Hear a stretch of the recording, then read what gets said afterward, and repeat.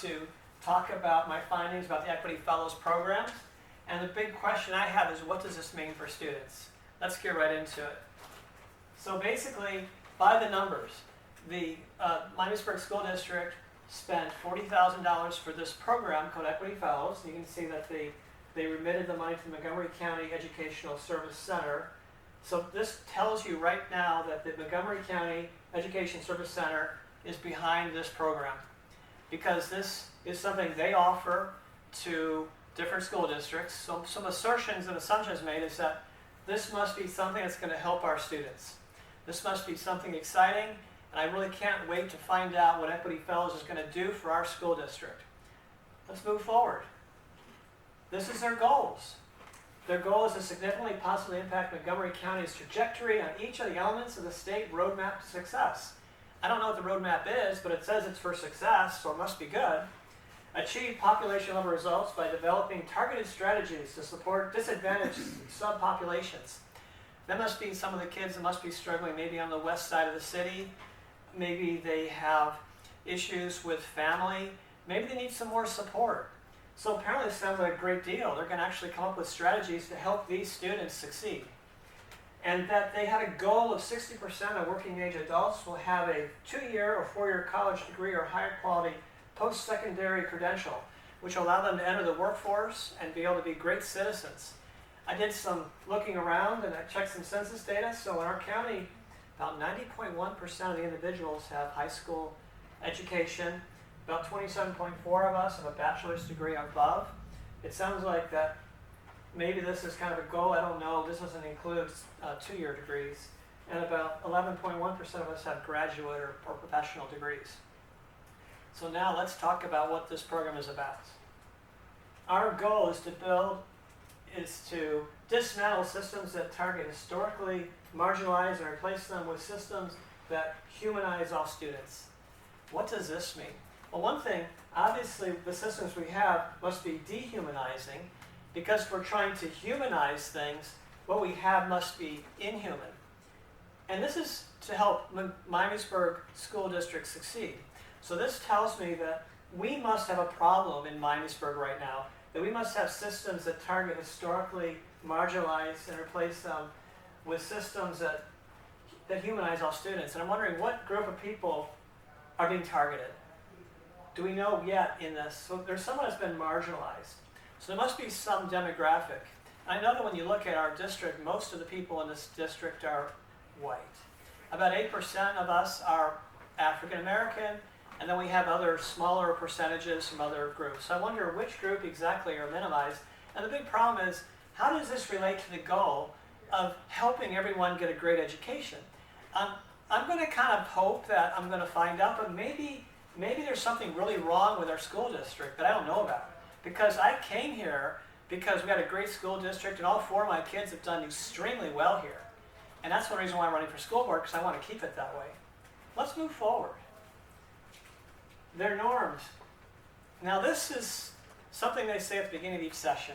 And generally, I don't know, but when I go to an educational course, don't we like have chapters on material we want to learn? And then we learn that section, and we go to the next section and learn that one. They build on each other. But this is the beginning of every single session. Do you hear what we are seeking to do in the world? Well, what are you trying to do in the world? I don't even know. So is this your introduction to your program? Trust in your own work and each other? Well, that does sound like a good self-motivating thing, that you should trust in what you're doing, because if you don't trust in your own work, then how are you going to be effective? I can kind of see that statement. Consider you're continuing mindful to how much you speak and how much you are listening. You know, I know listening is an important thing, but I listen to the instructor trying to provide and convey information to me so I can act on that information. I'm still not sure what that means. Try to remain in the present. Well, I know my dad had Alzheimer's. I remained in the present because that's where he was. I didn't think about the past or anything. And then this last one, operate from a place of passion, not obligation or accountability. You know, I don't think that would fly with my employer. Be passionate about writing software. Don't worry about the requirements. Don't worry about the hours you have to come to work. Just be passionate. Now I'm really confused. I am totally confused about what this is really about, because what happened to the objective? Now we're talking about passion, not obligation, not accountability, what you want to seek to do in the world. I thought it was about our school district. It's called global citizenship. That's what they're pushing on our kids. Global citizenship. Well, I didn't even think of that, Myrna. But maybe that's what this is about. And imagine, so global citizenship is going to allow us to get the 60% goal. Okay, let's see if that's going to work out. What else do we have here? They don't want you to speak as much and listen more, because Listen. if you listen and you don't speak, then you can't ask questions. Oh, no questions. That means that what they're teaching must just be what you need to know. No reason to ask questions, just be told what you need. Yeah. So now we're talking about 10 things everyone should know about race. Yeah, I think that's true. No, that's true. Humans, that's true. Yeah, I guess that's true. Most variations are within, but yeah, okay. Yeah, that's true. Yeah, I think so. Okay, social, race, what's this? What's this one here? Race justifies social inequalities as natural? No, wait, this is new information. I thought they were supposed to judge people by the color by their character, not the color of their skin. This is a new one, but yet I'm supposed to know this. I'm supposed to know that race justifies social inequities as natural. I'm sorry, but I don't agree with that. I think I probably would not last in this course, because I would say, wait a minute, where do you get this from? Race isn't biological, but racism is still real. Well, I know people are somewhat racist. I grew up with racial things. I mean, I know when I was a kid, there was a kid a different color than me, and I wanted to take him to the swim pool. My mom said, well, they might discriminate against him. And I'd say, well, you know, they won't like you there. And that was racism. And yeah, we know this exists. But do we really have justification for social inequities? I thought we were past that. Yeah. I thought we were moving into, and you see it everywhere. You see mixed race couples in the 1980s. That was unheard of. You're seeing great athletes that are African Americans. You're seeing people of every color succeeding in so many industries. And I meet people of color in our district, and I just treat them like everyone else. So where's this coming from? I feel a little uncomfortable now with this slide. Don't you feel a little uncomfortable with this slide now? Just they are finding that if a couple has an African sounding name, as opposed to a white couple looking for a home in the neighborhood, often the white couple will get the home and not the black couple. You know that, right? I do know that those things exist, but so we still do have this. We can't ignore the fact that we do still have. we do. But the thing is, though, do you point to it, or do you simply say we don't do that? Or do you call it white privilege? Do I call it white privilege? That's what they want you to call it. Well, we'll get into all these. We'll get into all these I things. guess I don't know really what white privilege means. You get to learn. Oh, we'll get into that. These are really important concepts to know, because if we want these kids to succeed, and if we want 60% population level to have a 2-year or 4-year degree, we need to know about white privilege. And we will get into that. Okay. So we're definitely going there. So we need to know about these important What terms. was the last one on that? Pardon me? The last thing. Colorblindness. Oh, thank you for bringing that up. I've always felt that I don't want to see color. For instance, my roommate was African American, and we did Bible study together in college. I helped him get a job out in Arizona. We were roommates. We had the same apartment. And I remember I told him that when things got really rough, we had neck bones. And he said, well, we had neck bones all the time. Okay, so we must have a different economic standpoint, but that's fine. We learned, we loved each other, and he got married to a really nice lady. And because I don't see color, I see him as an individual. He's my friend, he's my buddy. It doesn't matter to me if he's black or something. But isn't it ironic that now they're attacking the very foundation that I have regarding how I judge people, and saying colorblindness will not end racism? I don't agree. I think colorblindness will.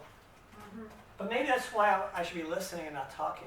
Because I need to embrace the reality that colorblindness does not end racism, even though in my heart it's my tool, my main tool for combating racism. Is to say I don't see color, I see people. That's what God sees. And God sees people. Now these next 3 slides talk about defining all these important terms. We have internalized racism. And this is where people with the color realize they're internalized as oppression. And it's right here. And then white people have internalized privilege. And that means they have a sense of superiority and entitlement, or holding negative beliefs about people of color. Where do they get that from? And how does this help us help more individuals succeed at getting their 2-year and 4-year programs? And I know that I've been very successful because I have parents that supported me. They said, Scott, you're going to be an engineer. And of course, one of my teachers in school said the way Scott's going is to be a train engineer, but I ended up being an engineer anyways, because they believed in me. I had that family. I know a lot of families don't have that support I have. Is that my privilege, that I had parents that loved me and believed I could succeed? But those who don't have it, how about we teach them how to have that vision so they can succeed as well? Then we have interpersonal racism, how private beliefs about race become public when we interact with others, when we act upon our prejudices or unconscious bias, intentionally, visibly, verbally, or not, we engage in interpersonal racism. Interpersonal racism also can be willfully and overtaking the forms of bigotry, hate speech, and racial violence. Isn't this a program to help Miamisburg succeed? Why are we going down this road? Do we even have these issues here, and why are they talking about it? Now it's getting better. Why are they talking about this? Now it goes on. Wait, there's more. We have some institutional racism. That means our institutions and systems of power, such as employment, and don't forget a school system that concentrates people of color in the most overcrowded, under-resourced schools. But wait, we only got 8%. And usually it's based on where you live. So even if all the individuals lived in one place, that means they'd all be in one school, and still they would not even have 50% of that school. This is bogus, because this is not Miamisburg at all. This potentially, if it exists anywhere, would be some other district. So why are we teaching this in our school district? What is the intent of that? Because it has no bearing on what we talked about for the objective of this. So we have structural racism. It basically means that we have a structural system across institutions of society that describes the cumulative and compounding effects of any array of factors that systematically privilege white people and disadvantage people of color. What? I don't know, but I'm getting concerned about this. This sounds racism towards whites, is what I'm seeing here. Is this what we want in our school district? Is this what our superintendent and our administration want to spend their money on? Is this what our board approved? My big question is, did they know that this was what this is about? If they did not know about this, then I would hope that they would cancel this program. Now that they know, because they're going to know about this. Other, racialization is the process of since the word racism often is understood as a conscious belief, racialization may be a better way to describe a process that does not require intentionality. I'm learning all these great words I never knew about. Why don't we just not see their color and treat them like other individuals? Isn't that a simpler way? I mean, all these terms, this almost sounds like we're creating this big intellectual concepts and compounds. Does this make us feel smarter to have all these words, to say all this stuff? Systemic racism. I mean, this is crazy. Describes the dynamic systems and produce and replicates racial ideologies, identifies inequities. Systematic racism is a well-institutionalized pattern of discrimination that cuts across major political, economic. By the way, this is actually slide 80.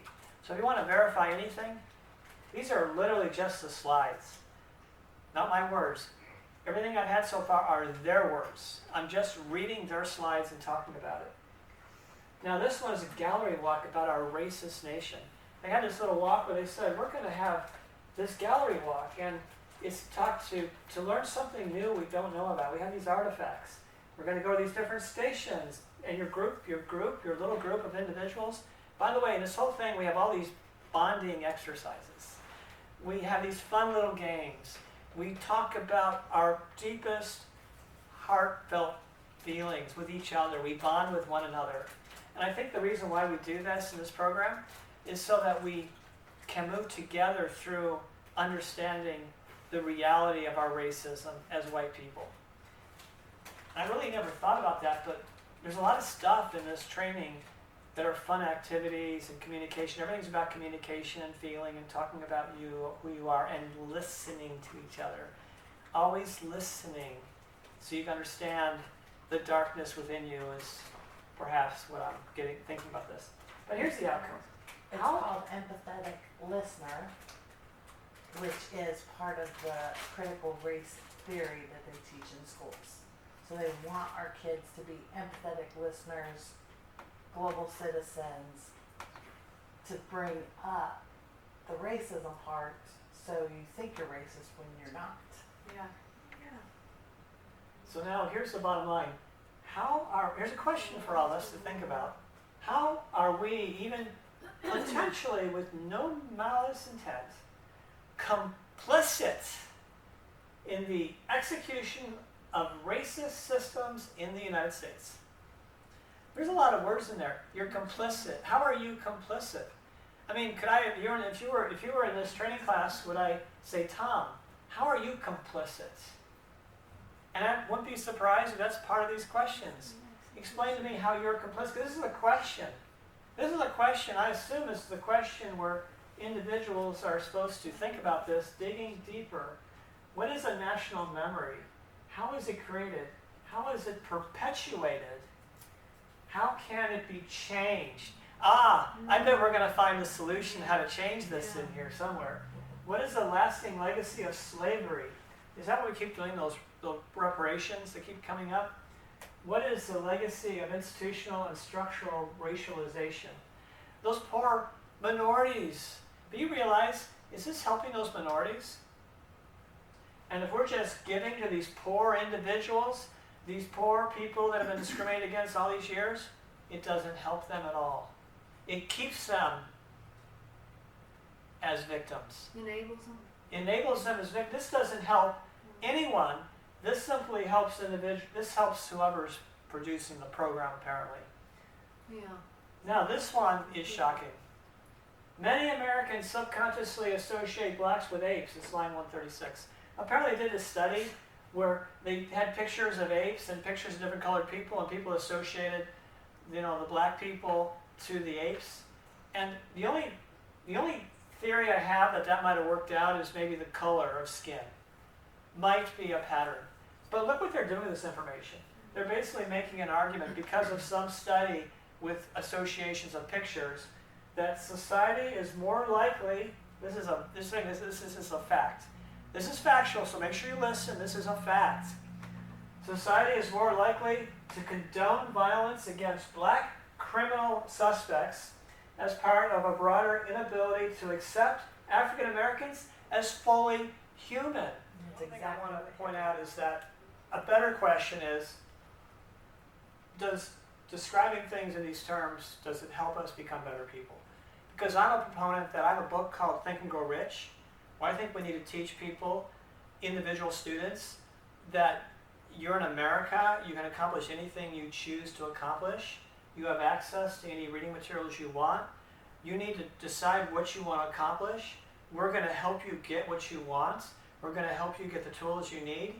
You need to commit yourself to whatever you want to accomplish, build a team to get it, and acquire it. And that is information that will help people succeed. Would you not agree? To tell people things like that. We have this racial identity development project, where basically it's how people that are white that go through these processes of realizing their growth through racial issues and understanding of who they really are and working through these things. And a lot of these things, status one contact, racial issues are considered unimportant. I kind of agree with that because I just judge people by the color of their skin. I don't see racism. I don't allow it in my life. To me, it is unimportant. Have minimal experience with people of color? Well, I have lots of experience. I mean, I had a roommate that was black and lots of friends that are black. I went to his church and I got to learn about black culture by just going to it. I just thought it was good fun people to talk to. And now then stage 2, some of the points here, confronting unresolved racial moral dilemmas. For me, I don't have any. I really don't. But how many of you in this room do you think have unresolved racial moral dilemmas? But this is a thing that white individuals have to move through, which means everyone that's here, if they're white, they need to go through these stages, is what it's implying. Status 3, they basically, fear of social isolation often lead to feelings of fear and anger towards people of color, blaming the victim. So now we're talking about violence. So basically you're supposed to go from a point of no real contact, it's not important, to where you get exposed to people of a different race, to where that contact causes anger and conflict, and could be considered regression individuals. And then they have this fourth one where, let's see, minority groups, these minority individuals, however often similar to him or themselves. It's just like this whole process they're talking about. And I didn't want to have a slide for each one. I just want to kind of briefly talk about this concept of process. And I know we do go through processes, but it seems like it's cookie cutter for everyone. And this other one is 5, immersion, highlighted by an increased willingness to confront one's own bias and become actively involved in directly confronting racism and oppression, which is basically saying it must exist, because if we're going to confront it, it must exist in Miamisburg. So that 8% of individuals of color must all be oppressed by the dominant whites in this community. And maybe in the past that was very true. I don't see it today. And I know that our country has a lot of history of racism. I know it to be true. I'm not going to deny it. But in the present, I honestly don't see it. And I know and also as a school board member, I want to know, does it exist? If it exists, I'm still going to look for it. Because I'm kind of intrigued in a way, because if they're so hyper-focused about this, I want to know the truth about it. And then lastly, this one, the person's positive identity leads to decrease in feelings of guilt. You feel less guilty. So you basically have gone through realizing how you have like these bias within you, how you get angry when you see people of different colors, how you blame them for being that color apparently, and you work through all of this. And maybe this might have some truth for some people, but for me, no. For most of the people in this room, I mean, have you all had to go through something like this? I mean, has anyone gone through this whole process for themselves? Or do you just see, okay, we have individuals that are different colors, and yeah, we know about racism somewhere, I'm not part of it. But if I meet someone I respect them, I think an awful lot of us are there. And maybe a lot of us haven't been interested in getting involved in black culture because we're worried about our own lives. And if we see someone of different color, we're friendly to them, and if there's a reason to be their friend, we're their friend. But intentional racism, I just don't see it. But this is the most interesting part. Now, they basically want to take these 4 individuals and have videos about these 4 individuals and have the class identify what stage they're in. So now they're having the group stand in judgment of white people and say, where are you on your racist bias? They actually, to demonstrate this is really true about white people. There's 4 white people that fit into this model really nicely. And this team got the chance to identify where they are, which means they basically understand all these concepts.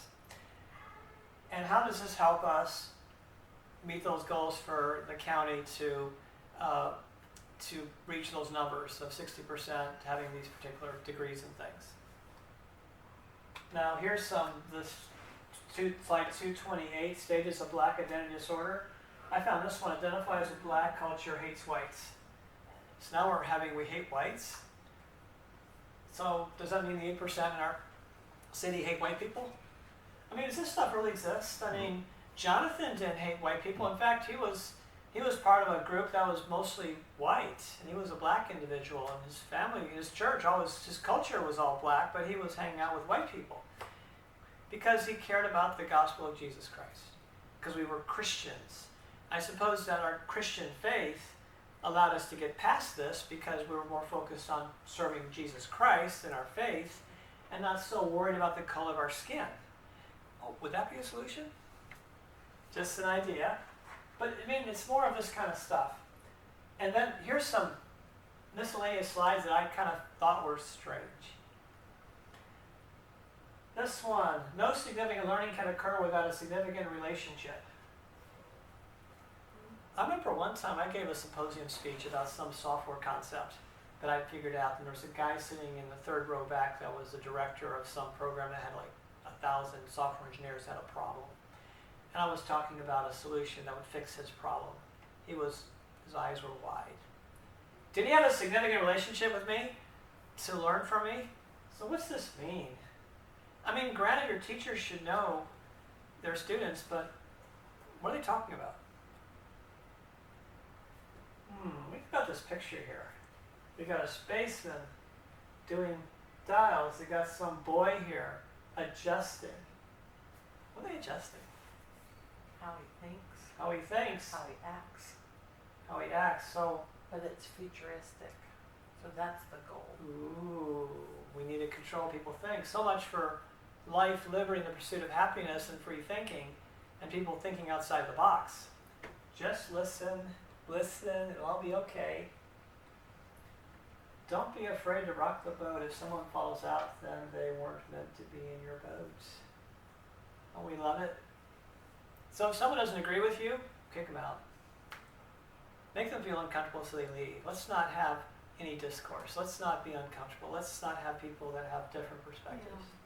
Because a lot of times we find that if we have people that have different perspectives, I know some of us have different perspectives on things, we're all different ages, we benefit. Like, I didn't know there was some racist sign in Miamisburg. Beth, I want to know more about that. I'd like to know about our history, because we want to know all our history. Yeah. But this I found kind of strange. And I think black culture needs to be celebrated, not viewed as oppressed.